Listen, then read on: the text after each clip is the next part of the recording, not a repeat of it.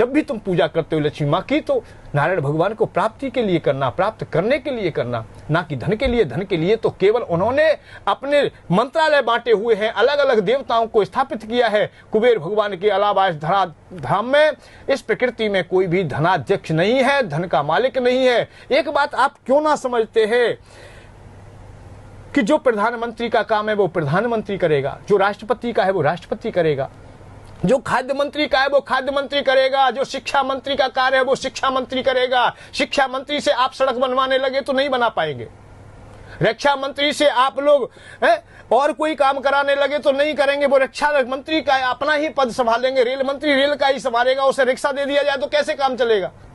कहने का मेरा आधार है, जो मंत्रालय है वित्त मंत्री वित्त मंत्रालय का ही काम करेगा, वित्त मंत्रालय उसी को संभालेगा।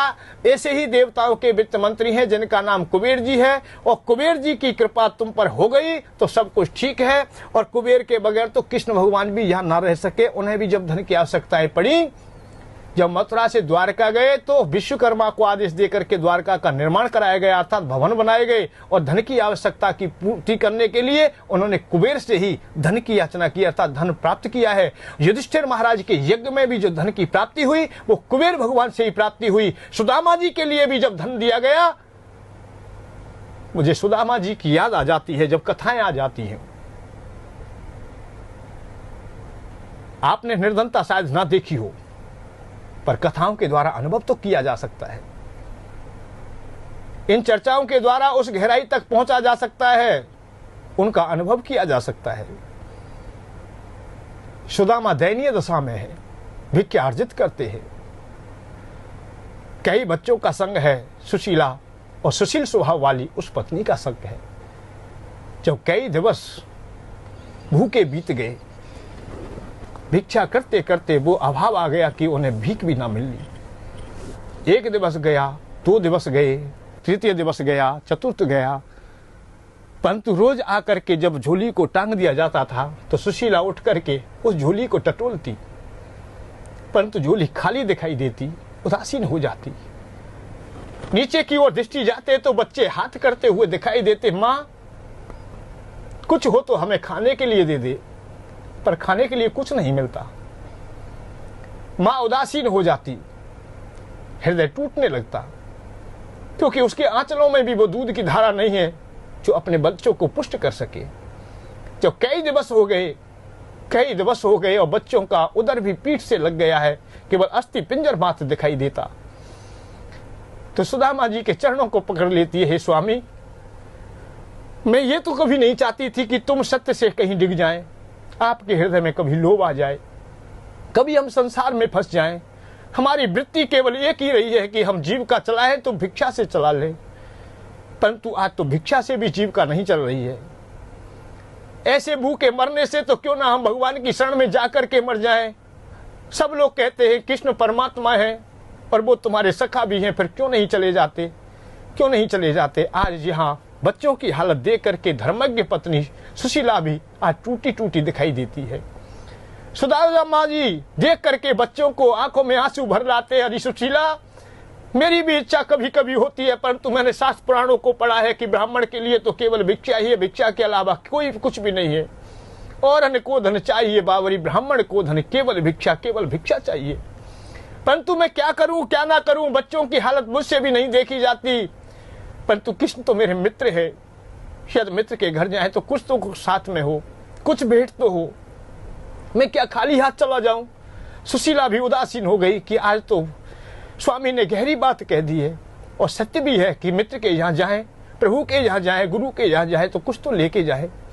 पर सुशीला ने संकल्प ले लिया है, स्वामी आप चिंता ना करें, 8 दिवस व्यतीत हो गए, 9वां दिवस भी हमारा रिक्त चला गया है।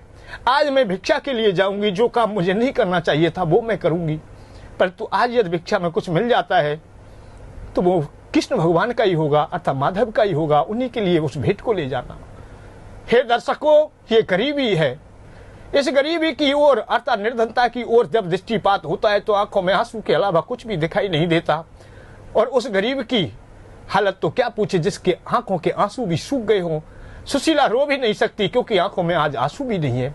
दरवाजा जो खटखटाती है वो भी बंद हो जाता है। इस तरह से अनेक दरवाजों को खटखटाती गई। जो दरवाजा खुलता है परंतु बंद हो जाता है। सुशीला को देख के क्यों फटे हाल को कौन गले से लगाए। अरे भूखा जाने स्वाद व्यंजन, रतिया न निधियां आ रही। भूखा ही जानता है भूखे की पीड़ा को। जो सोने के टुकड़ों में पला हो उसे कोई भी पहचान नहीं होती है। आज सुशीला को कोई पहचानने वाला भी ना मिला। बेचारी फटेहाल है, फटी हुई साड़ी है, अपने अंगों को ना जाने कैसे ढांक लेती है, पर सुख जाती है, ला जाती है, सुकुड़ती हुई चली जा रही है। अंतिम एक दरवाजा रह गया, सामने खड़ी हो गई। अरे बहन मीरा, यह दरवाजा खोलती है तो बंद मत करना, मेरी आवाज सुन लेना, मेरी बाणी सुन लेना, मेरी फरियाद सुन लेना। दरवाजा खुला है। एकाएक देखती रह गई। सुशीला तू आज? हाँ हाँ बहन, तेरे घर में कुछ भी हो तो मुझे दे दे, इनकार मत करना। मेरे पति द्वारका जा रहे, कुछ भेंट के लिए चाहिए, माधव के पास जा रहे। हो सकी तो मैं लौटा दूंगी, नहीं तो समझ लेना गरीबी के कारण मैं ना दे सकी। फपक फपक के रो पड़ी। बेचारी ब्राह्मणी है, उसका नाम मीरा है। उसने अंदर ले लिया। उसके पति देवता कथा कहते हैं, कथा में थोड़े चावल मिले, कुछ अपने बच्चों को खिला दिए, कुछ बाकी थे, कोने में पड़े हैं। कह दिया है कि ले ले। सुशीला एक कोने में बैठ गई, फटे हाल कपड़े में रखने लगी है, फूंक दे दे करके उन्हें साफ करती है। बहुत थोड़े थे, थोड़ों को ही समेट लेती है, परंतु हृदय में ये भाव रहता है कहीं ऐसा ना हो कि मीरा ये कह दे कि बहन मेरे बच्चों के लिए कुछ नहीं, इन्हें छोड़ दीजिए। परंतु सुशीला ले करके उन्हें जैसे तैसे आंगन में आती है तो बच्चे देखते तो हाथ करते रह जाते। माँ तू कुछ ले करके आई है, तू मुझे दे दे, हमें दे दे, कुछ खाने के लिए दे दे, हमें खाने के लिए दे दे। सुशीला ने आंचल को धुपका लिया है कि मैं किसी को ना दूंगी, चाहे कुछ भी क्यों ना हो, ये तो माधव के लिए है, माधव के लिए है। जैसे ही सुदामा की अंजलि तक वो चावल पहुंचे, सुदामा जी पपक पपक के रो पड़े। हे विधाता, हे माधव, गरीबी कितनी बुरी हो सकती है कि तेरे लिए आज मिला है तो ये फटे हल चावल मिले हैं, टूटे तंदुल मिले हैं, इनको मैं कैसे लेकर के आऊंगा।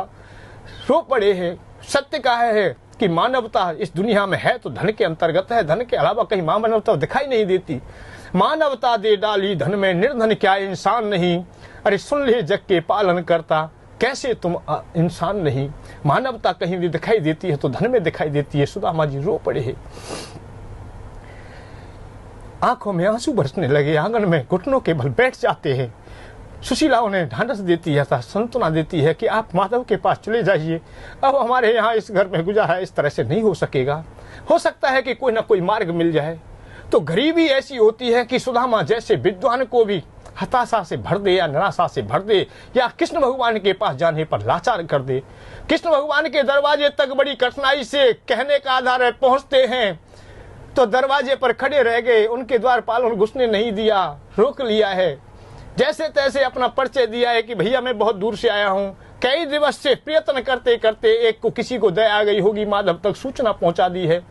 तो माधव के सामने जब कहा कि सुदामा आए हैं, सुदामा नामक एक ब्राह्मण आया है, तो देखते ही रह गए। उन्होंने परिचय दिया कि ऐसा ब्राह्मण है जिसके शरीर पर कोई वस्त्र भी नहीं है, कोई अच्छी सुंदरता भी नहीं है। शीश पगा न जगा तन में, जाने को आयो बस्यो कह ग्रामा।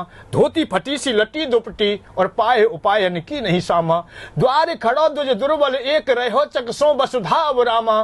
पूछत दीन दयाल को धाम, बतावत आपनो नाम सुदामा। सुदामा नाम सुनते ही माधव चले आए। एक बात बताएं, ये दुनिया माधव से नहीं भरी पड़ी है, यहाँ तो ऐसे लोभी लोगों से भरी हुई है, तुम्हें एक कौड़ी तक ना दे सकेंगे। कम से कम कृष्ण तो अपने मित्र अर्थात गरीबी की हालत देख करके दौड़ के तो गले से लगा लिया, दौड़ के उन्हें गले से लगा लिया, अपने पास बिठा लिया, उन्हें सम्मान दे दिया, मान दे दिया।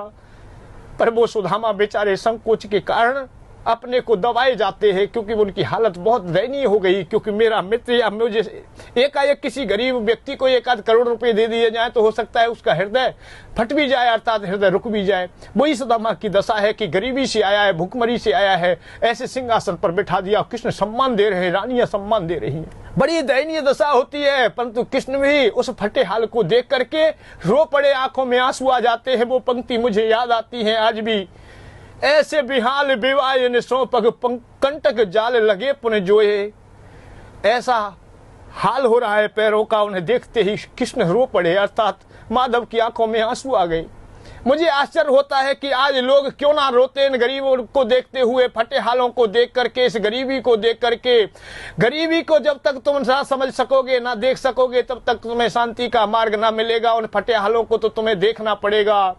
हाय सखा दुख पाए हो महा, आहे न इते किते दिन खोए, देख सुदामा की दीन दशा, करुणा करके करुणा निधि रोए। हर पानी पर हाथ को हाथ छुओ नहीं, नैनन के जल सो पग दोहे। कृष्ण भगवान रो पड़ते हैं क्योंकि उन्होंने वो अवस्था सुदामा की देख ली है। तो इस गरीबी को कोई समझने वाला हो, गरीबी को देखने वाला हो, अरे वो मार्ग तुम्हारे पास है, नजदीक है। बगैर धन के तुम्हारा उद्धार ना होगा, कल्याण ना होगा। सुदामा जी को भी वो दिया गया तो तभी दिया गया, तभी वो मार्ग दिया जब कृष्ण भगवान ने कुबेर जी की ओर इशारा कर दिया कि कुबेर भगवान के अलावा कोई भी धन का मार्ग नहीं आता। संसार की भौतिकता तुम्हें प्राप्त करनी है तो कुबेर भगवान से ही प्राप्त होंगी, अन्यथा तुम इसी प्रकार से दुखालय में पड़े रहेंगे। कुबेर भगवान अपने घर मंगा लीजिए अथवा प्राप्त कर लीजिए। प्राप्ति के लिए तुम स्क्रीन पर तुम नंबर देख रहे हो, ले लीजिए, इस दुख को दूर कर लीजिए, इस दुख से आप दूर चले जाइए। धन चाहने वाले ध्यान दें कि श्री कुबेर भगवान के अलावा तुम्हें धन देने के लिए और कोई देवता भगवान ने नियुक्त नहीं किया है। श्री कुबेर भगवान ही धनाध्यक्ष हैं, अर्थात धन के मालिक हैं। यदि आपको धन चाहिए तो श्री कुबेर भगवान की फोटो एवं यंत्र निशुल्क प्राप्त करें। देना है तुम्हें केवल 1.25 किलो शुद्ध देसी घी और